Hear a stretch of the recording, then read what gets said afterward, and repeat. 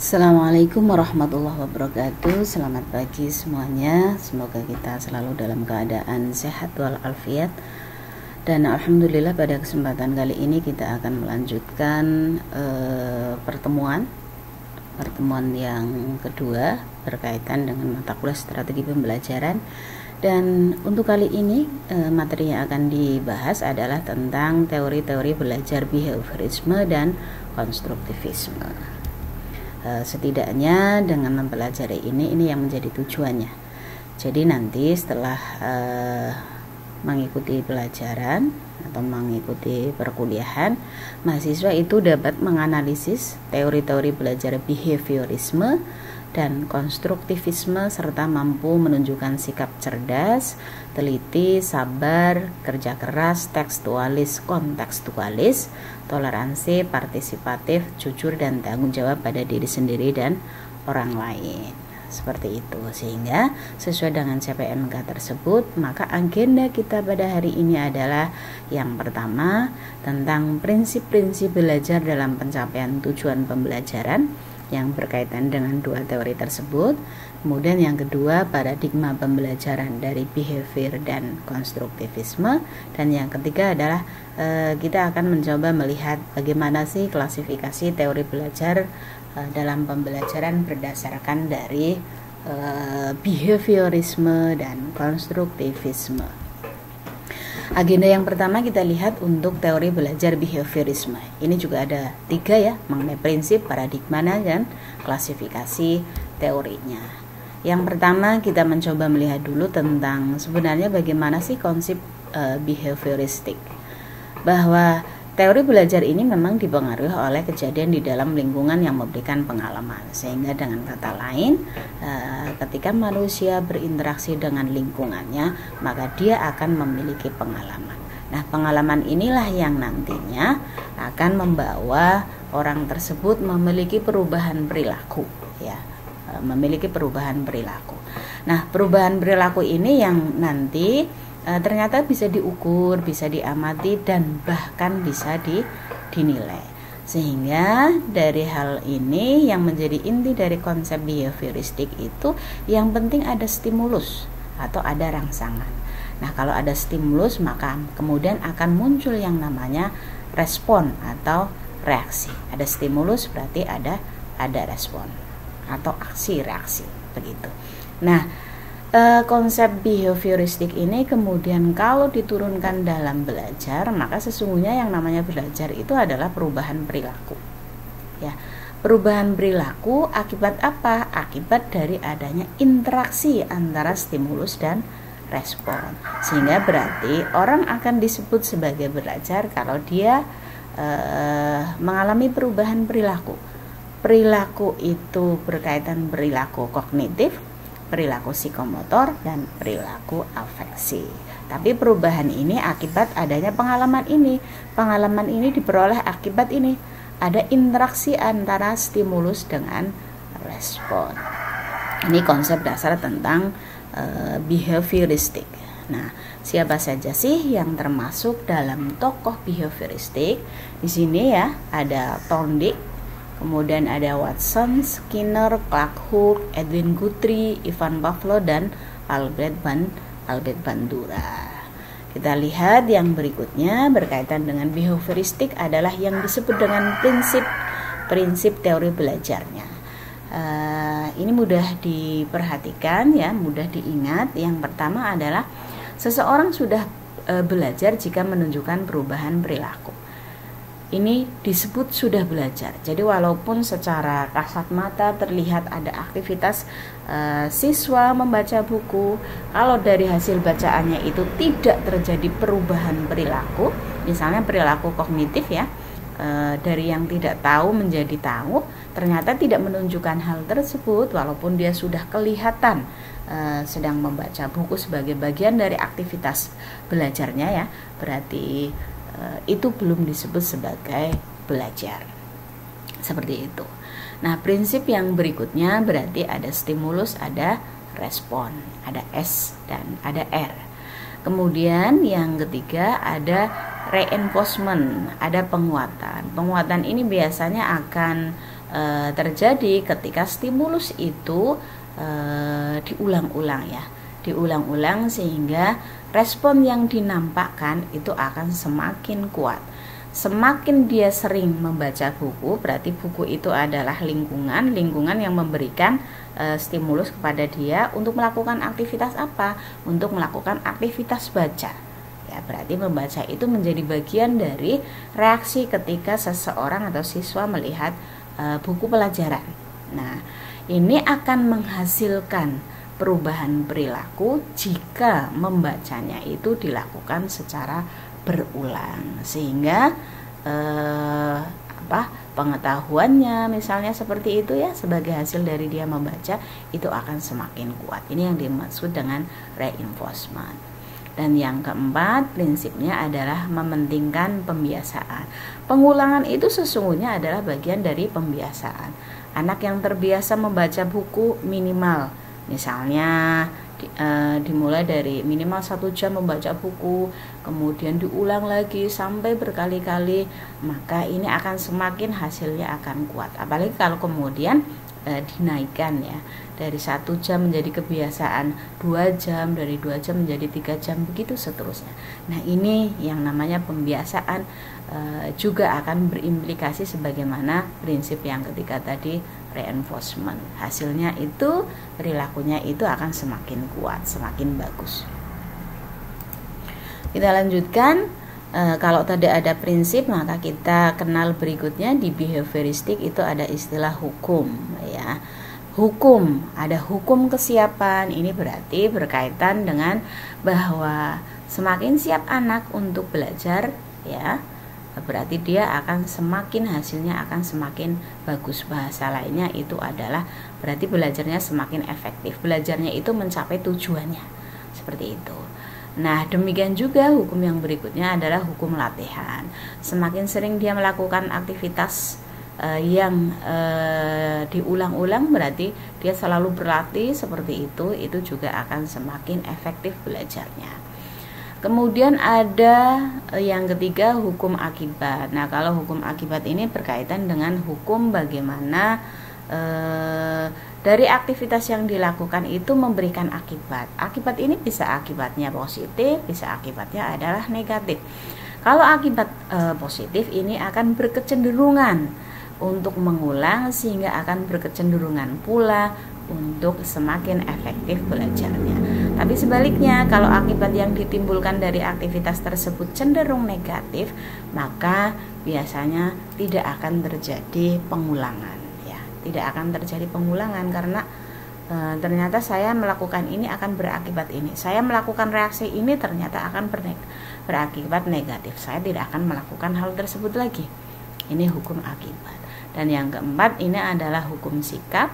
Ya, berarti berkaitan dengan bagaimana individu itu sesungguhnya akan efektif belajar itu sesungguhnya dipengaruhi oleh aspek sikap dari internal dirinya. Stimulus yang ada di lingkungan sekitar kita itu tidak akan bermakna kalau tidak ada sikap untuk berupaya memberikan respon terhadap stimulus tersebut. Ini yang disebut dengan hukum sikap. Nah, keempat-empatnya ini memberikan kontribusi atau memberikan pengaruh terhadap keefektifan belajar. Bahwa pada setiap anak itu akan berbeda-beda, apakah tingkat keefektifannya sangat tinggi, sedang, kurang, sampai sangat kurang. Begitu. Ini dipengaruhi oleh kekuatan masing-masing dari hukum yang dilakukan oleh individu peserta didik. Yang berikutnya, lalu bagaimana paradigma pembelajaran yang ada di dalam behavioristik? Ini ya paradigmanya bahwa sebenarnya segala sesuatu yang ada di alam ini sudah terstruktur ya. Terstruktur itu artinya teratur, kalau teratur itu artinya rapi. Demikian juga pengetahuan ya. Pengetahuan juga sebenarnya sudah terstruktur, sehingga paradigma ini kemudian akan berimplikasi kepada proses pembelajaran atau proses fasilitasi guru terhadap belajar si siswa. Jadi misalnya begini, apakah terstruktur atau tidak ya. Nah, ini yang pertama, guru harus menyusun bahan belajar ya dalam bentuk yang sudah siap ya, siap untuk dibagikan atau ditransfer kepada si siswa. Nah, kalau tidak terstruktur kan dia tidak melakukan penyiapan ya, tetapi sifatnya adalah insidental. Yang kedua, guru tidak banyak memberikan ceramah, tetapi instruksi singkat yang diikuti oleh contoh-contoh. Ini sudah jelas. Kemudian bahan pelajaran disusun dari yang sederhana sampai kompleks ya, karena struktur yang mudah difahami itu dimulai dari yang sederhana sampai yang tertinggi, ini berarti semakin kompleks seperti itu. Dan yang keempat, pembelajaran itu orientasinya adalah hasil, karena tadi seseorang dikatakan sudah belajar kalau terjadi perubahan perilaku. Nah, perubahan perilaku itu sebagai hasil belajar. Untuk melihat apakah terjadi perubahan perilaku atau tidak, maka harus diukur. Berarti hasil belajar juga bisa diukur, bisa diamati. Yang kelima, setiap kesalahan harus segera diperbaiki. Ini nanti hubungannya dengan pembiasaan, hubungannya dengan latihan-latihan tadi, supaya terjadi penguatan ya, penguatan hasil.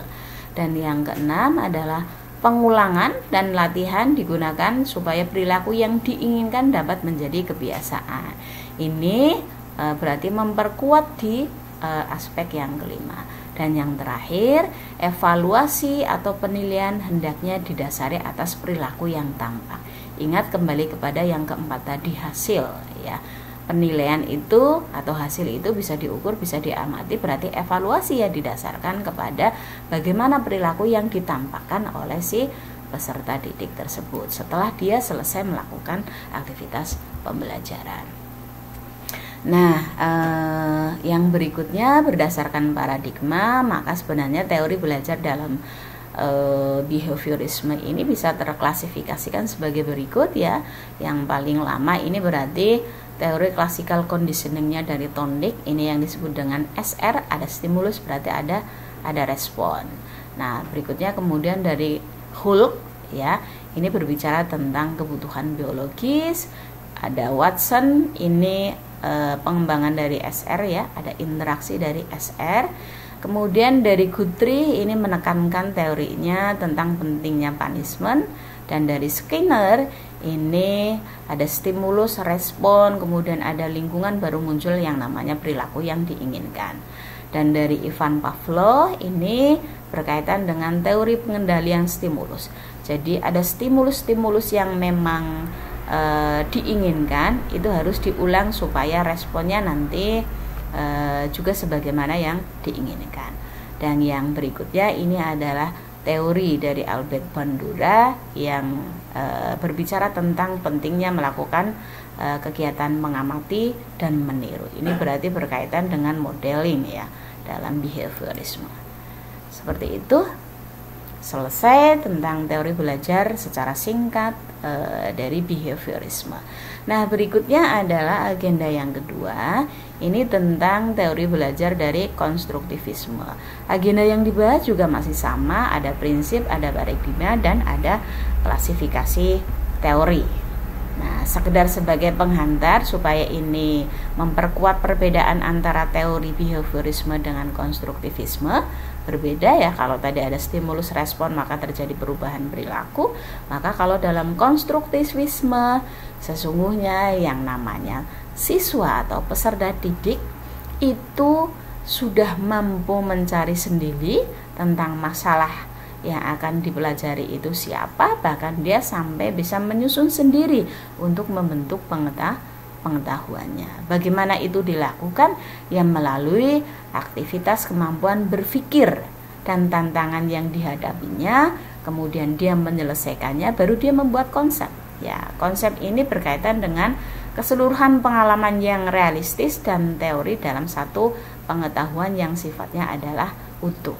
Sehingga implikasi dari pemahaman ini dalam konstruktivisme itu mestinya siswa datang ke kelas dalam rangka untuk mendapatkan fasilitasi pembelajaran dari guru itu bukan dalam keadaan kosong, tapi dia sudah memperoleh sekian informasi atau pengetahuan pendahuluan yang dia miliki sendiri ya. artinya yang tidak hanya mengandalkan sumber dari gurunya.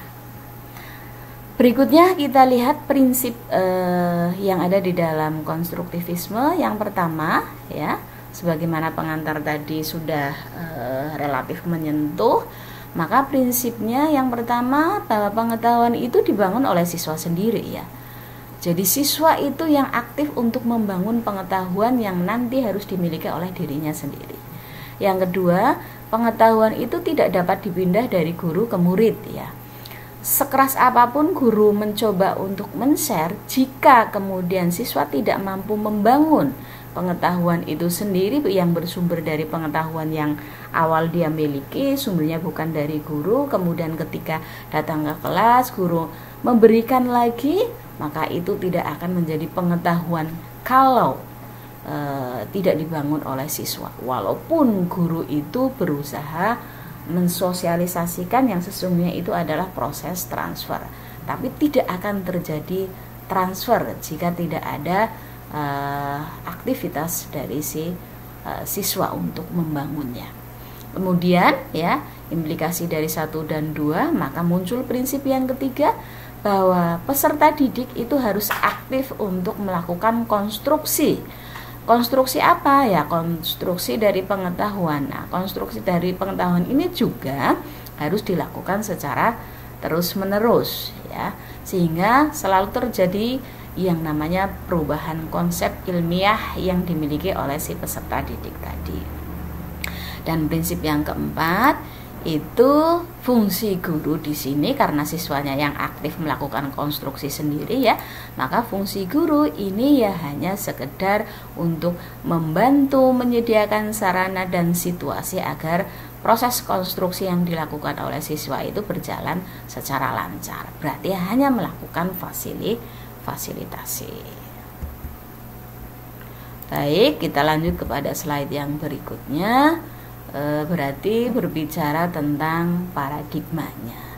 Paradigma pembelajaran dalam konstruktivisme yang pertama, siswa tidak dipandang sebagai sesuatu yang pasif, melainkan memiliki tujuan. Tadi nggih, karena syaratnya atau prinsipnya tadi siswa harus selalu aktif mengkonstruk secara terus-menerus.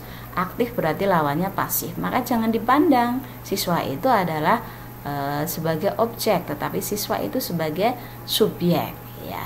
Subjek yang memiliki tujuan. Yang berikutnya, belajar itu hendaknya mempertimbangkan seoptimal mungkin proses keterlibatan siswa.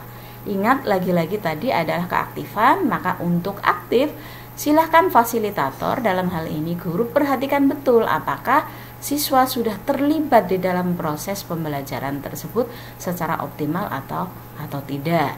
Seperti itu. Kalau belum berarti harus dinaikkan keterlibatan atau partisipasi dari siswa.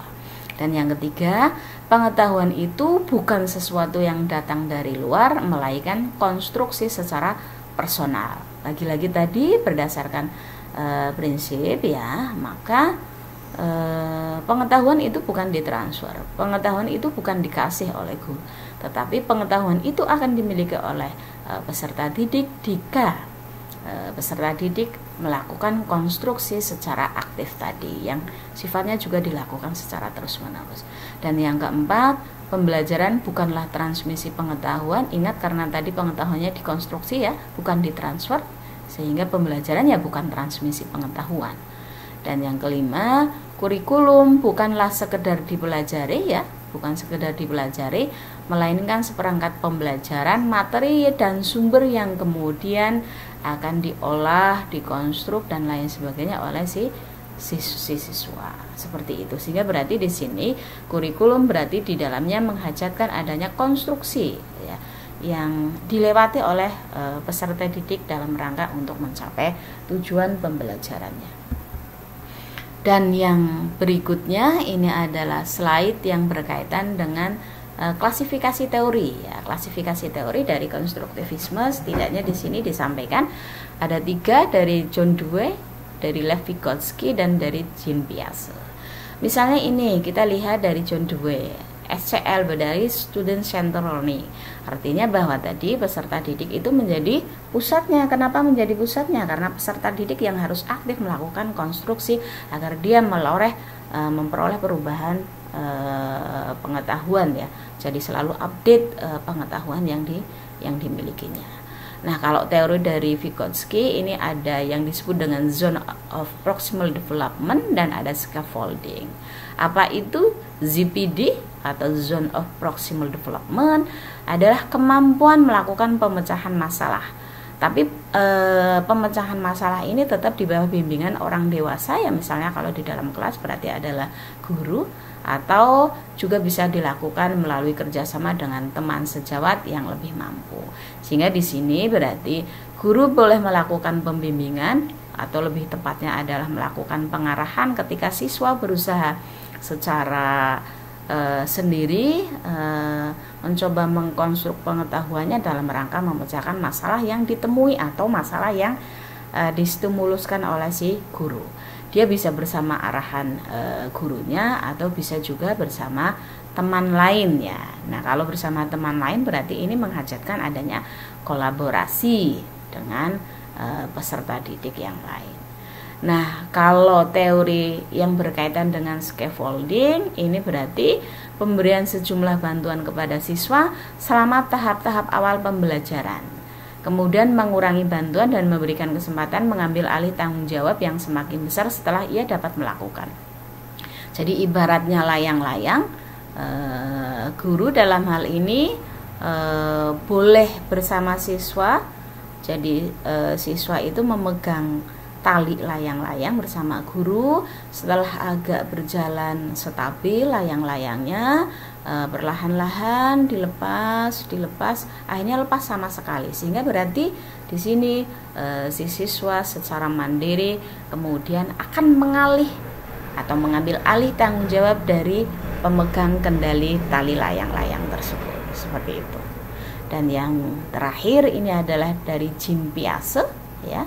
Dari Jean Piaget yang mengatakan bahwa pengetahuan yang diperoleh merupakan hasil dari konstruksi pengetahuan awal yang dimiliki ya. Yang tadi saya sebut datang ke kelas itu jangan seperti botol yang kosong, tetapi dia sudah memiliki sekian banyak pengetahuan yang nanti akan dihadapkan dengan pengetahuan lain, baik dari si peserta didik lain maupun dari guru atau dari sumber belajar lain yang disediakan atau difasilitasi oleh pihak sekolah. Nah, ini ada dua cara dalam rangka melakukan konstruksi. Yang pertama itu dengan asimilasi, baru yang kedua itu dengan akomodasi. Apa yang disebut dengan konstruk pengetahuan lewat asimilasi? Asimilasi yaitu integrasi konsep yang merupakan tambahan atau penyempurnaan dari konsep awal yang sudah dimiliki. Dia membawa pengetahuan ada A dan B ketika dia berangkat ke kelas. Kemudian di kelas dia mendapatkan pengetahuan C. Berarti ini C itu akan memberikan tambahan terhadap pengetahuan A dan B dengan cara diintegrasikan sehingga menjadi ABCD, bukan menjadi A sendiri, B sendiri, C sendiri, seperti itu. Dan yang kedua, akomodasi, ini maknanya bahwa terbentuknya konsep baru itu karena konsep awal tidak sesuai dengan pengalaman baru yang diperoleh. Artinya di sini kalau tadi asimilasi itu menambahkan dalam rangka untuk menyempurnakan konsep atau pengetahuan dari A dan B kemudian ditambah C, berarti menjadi pengetahuan baru yang disebut dengan pengetahuan ABCD. Tapi kalau di kasus ini ternyata ketika dia datang sudah membawa AB, berbeda dengan yang diperoleh di kelas. Maka dia bisa sesuatu yang bertentangan tersebut kemudian bisa diputuskan dia akan mengkonstruk yang mana, apakah mencampurkan atau mengabaikan A dan B yang dimiliki di awal, kemudian melakukan adopsi terhadap pengetahuan yang berbeda, tetapi melalui proses konstruksi ternyata teruji kebenarannya bahwa yang benar adalah yang baru. Seperti itu. Ini tentang teori belajar yang ada di dalam konstruktivisme. Terima kasih untuk pertemuan hari ini. Semoga bermanfaat. Wassalamualaikum warahmatullahi wabarakatuh.